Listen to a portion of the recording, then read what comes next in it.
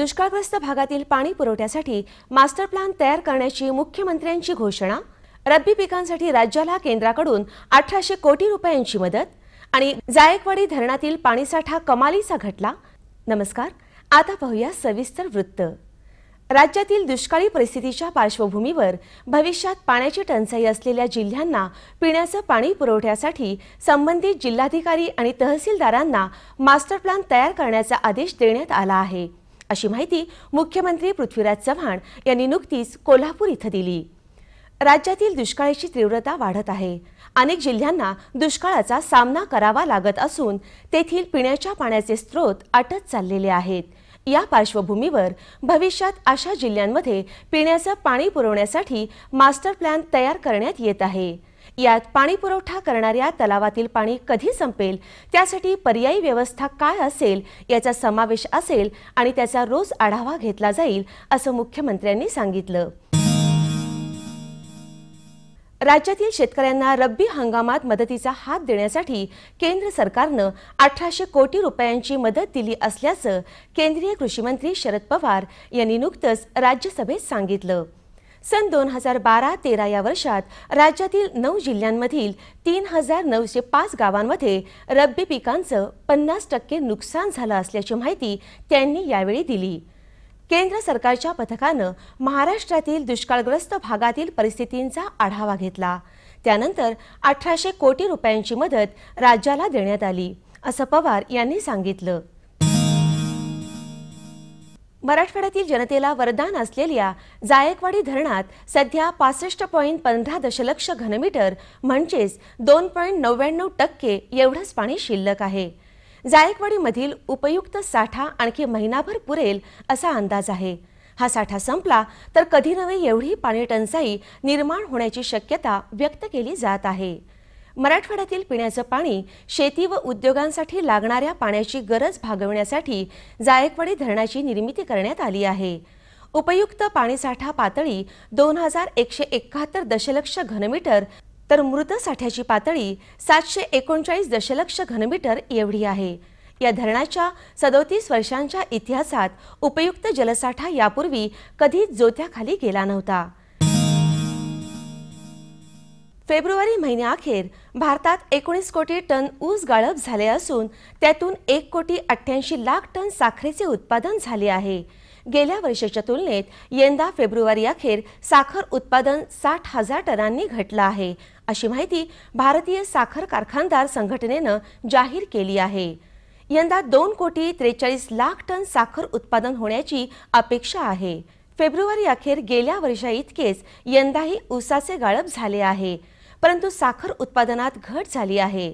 राज्यात याच कालावधीत गेल्या वर्षीपेक्षा सुमारे 3% जादा साखर उत्पादन झालं। मात्र त्यानंतर 15 दिवसात 30 कारखान्यांचा हंगाम संपल्यानं गाळप मंदावलं। सातारा येथील प्रगतशील शेतकरी डॉक्टर राजेंद्र सरकाळे यांच्या कृषी संजीवनी जगातील आधुनिक शेती तंत्र या पुस्तकाचं प्रकाशन नुकतंच पुण्यात झालं। राज्याच्या कृषी शिक्षण संशोधन परिषदेचे उपाध्यक्ष विजय कोलते यांच्या हस्ते या पुस्तकाचं प्रकाशन करण्यात आलं। आमदार अशोक पवार कार्यक्रमाच्या अध्यक्षस्थानी होते। डॉक्टर सरकाळे यांनी इस्रायल, चीन, जपान, ऑस्ट्रेलिया आदी प्रगत देशातील शेती आणि अन्य पूरक व्यवसायांची माहिती या पुस्तकात दिली आहे। आमच्या शेतकऱ्यांनी प्रतिमानशी उत्पादकता वाढवून हे दाखवून दिलेलं आहे की शेती किफायतशीर आहे आणि हे आपल्या सगळ्या कृषी पदवीधरांचं खरं एक आव्हान स्वीकारून आपण सुद्धा शेतीकडं किंवा शेतकऱ्यांना हे अशा पद्धतीनं मार्गदर्शन करण्याची गरज आहे। मी हे पुस्तकामध्ये जगातलं नुसतं आधुनिक तंत्रज्ञान लिहिलेलं नाही, तर आपल्या शेतीला त्याचा काय फायदा होईल, इस्रायलचं पाणी व्यवस्थापन कसं केलं जातं, पाण्याचा थेंब ना थेंब कसा अडवला जातो आणि मग आपण काय केलं पाहिजे ते त्याच्यामध्ये मी लिहिलेलं आहे। या देशात राबवले जाणारे प्रगत कृषी तंत्र आपल्या राज्यातील शेतकऱ्यांना इथं कशा पद्धतीने राबवता येईल याचं मार्गदर्शन डॉक्टर सरकाळे यांनी या पुस्तकातून केलं आहे। कृषीविषयक सल्ला। भुईमुग पीक फुलोरानंतर 10 ते 15 दिवसांनी आर्या अवस्थेत असताना भुईमुगाच्या पिकावरून रिकामे पिंप फिरवल्याने जमिनीत घुसणाऱ्या आर्यांची आणि परिणामतः शेंगांची संख्या वाढल्याने भुईमुगाचं उत्पन्न वाढतं। मावा किडीचा प्रादुर्भाव भुईमूग, मोहरी या पिकावर आढळून आल्यास त्याच्या नियंत्रणासाठी डायमेथोएट 30% प्रवाही 10 मिली किंवा 25% प्रवाही 8 मिली किंवा मोनोक्रोटोफॉस 36% प्रवाही 10 मिली प्रति 10 लिटर पाण्यात मिसळून फवारणी करावी.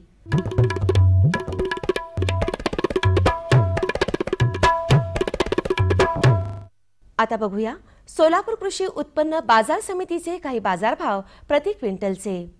गहू कमाल 2400 रुपये किमान 1500 रुपये प्रति क्विंटल, ज्वारी कमाल 1900 रुपये किमान 1500 रुपये, तांदूळ कमाल 4800 रुपये किमान 1700 रुपये, तूर कमाल 4400 रुपये किमान 3900 रुपये, गूळ कमाल 3000 रुपये किमान 2750 रुपये, बटाटा कमाल 1100 रुपये किमान 600 रुपये, फ्लॉवर कमाल 800 रुपये किमान 100 रुपये, गाजर कमाल 1600 रुपये किमान 300 रुपये, कांदा कमाल 1200 रुपये किमान 100 रुपये प्रति क्विंटल.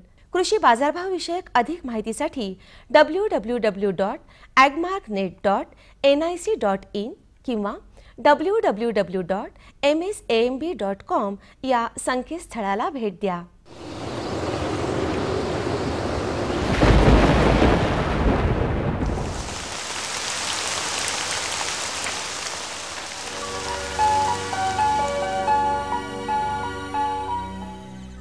आता पाहूया हवामानाचा अंदाज. कोकणात हवामान मुख्यतः कोरडे राहील. राज्यात इतरत्र हवामान कोरडे राहील. तापमान. राज्यातील काही प्रमुख शहरांचे तापमान अंश सेल्सिअसमध्ये पुढील प्रमाणे. मुंबई कमाल 33 अंश सेल्सिअस किमान 20 अंश सेल्सिअस, पुणे कमाल 36 अंश सेल्सिअस किमान 23 अंश सेल्सिअस, नागपूर कमाल 37 अंश सेल्सिअस किमान 21 अंश सेल्सिअस, नाशिक कमाल 36 अंश सेल्सिअस किमान 22 अंश सेल्सिअस, औरंगाबाद कमाल 37 अंश सेल्सिअस किमान 23 अंश सेल्सिअस, कोल्हापूर कमाल 36 अंश सेल्सिअस किमान 21 अंश सेल्सिअस, सांगली कमाल 37 अंश सेल्सिअस किमान 24 अंश सेल्सिअस, सातारा कमाल 35 अंश सेल्सिअस किमान 20 अंश सेल्सिअस आणि सोलापूर कमाल 38 अंश सेल्सिअस किमान 25 अंश सेल्सिअस राहण्याची शक्यता आहे. हवामान विषयक अधिक माहितीसाठी भारतीय हवामान विभागाच्या www.imd.gov.in या संकेतस्थळाला भेट द्या. या होत्या आजच्या कृषी वार्ता. पुन्हा भेटूया पुढील भागात. तोपर्यंत नमस्कार.